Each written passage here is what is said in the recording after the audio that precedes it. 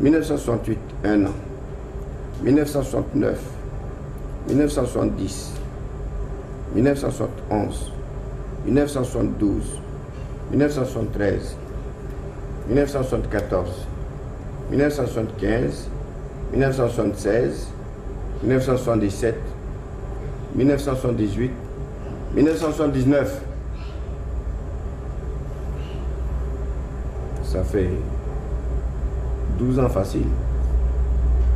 Et en 12 ans, tous les diamants que je lui ai donnés, il a déclaré qu'il les a vendus et il n'a eu que 2 millions de francs CFA. 2 millions de francs CFA qu'il a envoyés à la Croix-Rouge centrafricaine. Et la présidente de la Croix-Rouge centrafricaine a bien fait une déclaration en disant qu'elle n'a jamais reçu un franc de Giscard. C'est très exactement en 1967 que Giscard est venu à Bangui. Il est venu en visite privée. Il n'était pas venu dans le cadre de travail comme ministre des Finances français. Non. Il était venu en visite privée. Il m'a rencontré. Il s'est présenté à moi. Je l'ai accueilli. J'ai donné un banquet le soir. Autour de ce banquet, il y avait les hommes d'affaires français, les ambassadeurs et les hauts cadres centrafricains. Tout mon gouvernement était présent. J'ai eu donc un banquet, un grand repas. Et à la fin de ce repas, j'ai porté un toast à M. Giscard d'Estaing, ministre des Finances à l'époque. Il a répondu. Et après les deux toasts, après avoir bu le verre de l'amitié, nous sommes descendus du haut, là où nous étions, nous sommes descendus et je lui ai présenté les plateaux avec des diamants que j'avais choisis pour lui. Je lui ai offert des diamants. Et les hommes d'affaires, les ambassadeurs, les membres de mon gouvernement, tout le monde était présent et tout le monde a vu. Et par la suite, il revenait souvent. Pourquoi il revenait en Il revenait souvent et il m'avait demandé une zone de chasse. Alors je lui avais attribué une zone de chasse. Et il venait chasser les éléphants. Il n'avait pas besoin de chasser beaucoup, il devait tirer seulement sur les éléphants parce qu'il y en a vraiment. Il y a beaucoup d'éléphants en Centrafrique. Alors il venait tirer sur les éléphants, il choisissait les plus gros porteurs, les éléphants qui avaient des belles défenses. Alors donc quand il tuait, il récupérait les défenses et il récupérait la queue, les poils de la queue pour faire les bijoux là. Il a fait beaucoup de bijoux avec les poils de l'éléphant, des bijoux qu'il a vendus. À moi, il m'a offert une manchette avec les poils de la queue de l'éléphant. Et lui-même, il portait une gourmette, il portait des manchettes avec les poils de la queue de l'éléphant. Mais je sais qu'il en vendait beaucoup. Chaque année, il venait 2 fois. 2 fois par an. 2 fois par an. Et quand moi j'allais en France, il venait me trouver dans ma maison en France. Il partageait le repas avec moi. On discutait ensemble. Je mettais un appartement à sa disposition pour qu'il se repose après le repas. Mais c'était régulièrement. Et à chaque rencontre, à chaque fois que je voyageais, je quittais Bangui pour la France, il avait pris l'habitude de me demander souvent de pierres. Bon, comme il me le demandait souvent, je préparais ces pierres que je lui remettais. Les pierres, c'est des diamants? Les diamants que je lui remettais. Régulièrement, je lui ai remis des diamants. Mais il y a des gens qui ont dit que c'était pas des beaux diamants, que c'était des... Mais ce que je parle, je dis, pourquoi ils ont attendu ils ont attendu que je sois déposé par eux-mêmes pour raconter cette histoire-là. Voilà des gens comme ils sont mauvais dans la vie. Parce que du temps où j'étais chef d'État, quand je leur donnais ces diamants, ils acceptaient bien et puis ils avaient le sourire tout autour de la tête. Maintenant que Giscard, lui, m'a déposé, il prétend que ces diamants n'étaient pas des beaux.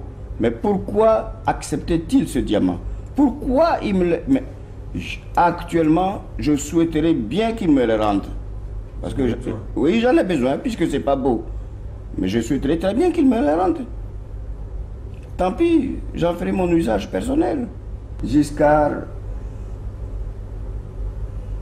est un homme qui a un gros cœur. Ouais, c'est un homme jaloux. Parce que quand il venait dans mon village natal, je déménageais mon épouse. J'ai envoyé mon épouse à Bangui. Je mettais la villa somptueuse, la villa principale, notre villa principale, mon épouse et moi. On a une villa qui était notre villa principale, avec tous les biens dedans, avec les coffres-forts, avec nos diamants qui étaient dans les coffres-forts. Non, je dis que mon cas est un cas très très mystérieux. Giscard est le seul à expliquer. Or, quand les journalistes lui posent des questions, il n'explique pas. Mais, puisque c'est comme ça, moi je vais vous faire une révélation. Le président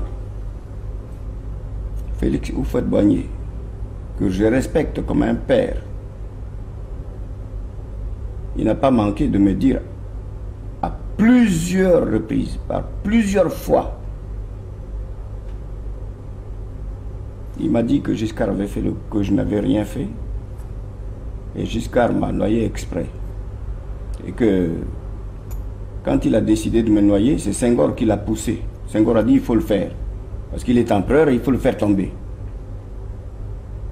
Houphouët me l'a dit. Moi je peux citer maintenant. C'est quand même un grand homme. Je ne crois pas qu'il ait à un seul moment menti. Il y a eu un problème de famille là-dessus aussi. Ah, oui, ben parce que mon foyer n'existe plus. C'est-à-dire? Je ne vais pas le dire parce que j'ai pris l'engagement devant mon ex-épouse de ne pas le dire. Mais c'est depuis que Giscard m'a fait tomber, non seulement il a pris mes biens, mais il faut qu'on pose la question à Giscard, qu'est-ce qu'est devenue l'impératrice Catherine Bokassa? Il faut qu'on lui pose cette question-là aussi. Comme sa femme venait de passer 24 heures à Bangui, il faudrait que je lui envoie Catherine. Et l'échange des épouses comme ça permettra aux Français et aux Centrafricains de savoir que notre amitié va toujours très bonne, qu'il n'y a rien, qu'il n'y a pas de point noir, qu'il n'y a pas de problème. Il m'a parlé, il m'a téléphoné, il m'a dit d'envoyer Catherine. Moi j'ai envoyé Catherine. Mais moi j'ai envoyé Catherine 2 mois avant qu'il me fasse tomber. Et Catherine est restée avec lui 2 mois. Je ne sais pas où se trouvait Anémone, mais Catherine, Journiac venait prendre Catherine carrément pour aller à l'Élysée. Ça c'est elle, Catherine, qui me l'a dit. Au début, c'était à l'Élysée. Mais après un certain temps, ça s'est passé à Ardricourt. Mais au début, quand j'avais annoncé... Chez vous? Oui, chez moi. Chez moi, à Ardricourt, mais quand j'avais annoncé ça au Canard Enchaîné, il y a des enquêtes qui avaient été faites auprès des habitants de Ardricourt. Ils avaient reconnu que oui, effectivement. Avec l'hélicoptère, il descendait dans le jardin avec l'hélicoptère. Il a promis un traitement de 50 millions de francs par mois à Catherine. C'est comme ça que Giscard ne m'a pas tué. Mais Giscard a bien consulté Catherine et Catherine a pris une grossesse avec Giscard. Non, attendez.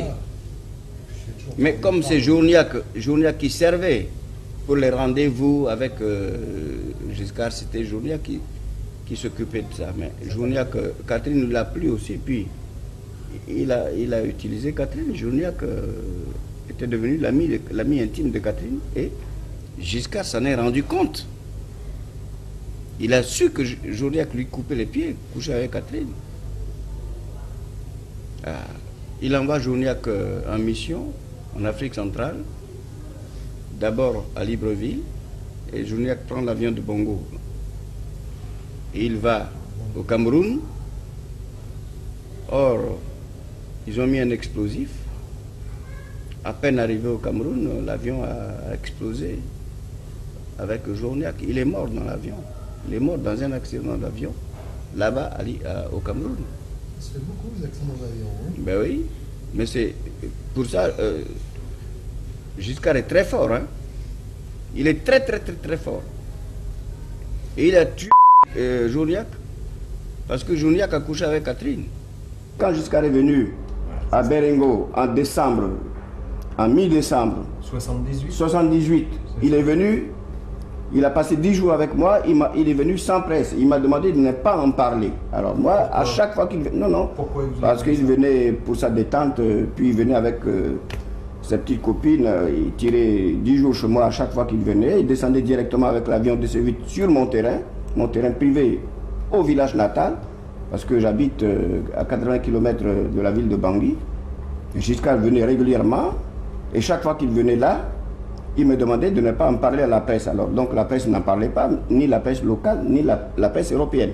Personne n'en parlait. Parce que, comme il était exactement, il était mon ami, et je faisais ce qu'il me demandait de faire. Pendant les 7 ans de Giscard, Centrafrique était à Giscard, à lui seul. Il a su exploiter le Centrafrique. Combien de nombre d'éléphants tués? Il n'a jamais respecté les textes centrafricains qui régissent les zones de chasse. Parce qu'il y a des textes qui disent que tout ce qui possède les zones de chasse sont astreints à payer une certaine somme à l'État. C'est des sommes très modestes, mais il faut les payer quand même. Mais Giscard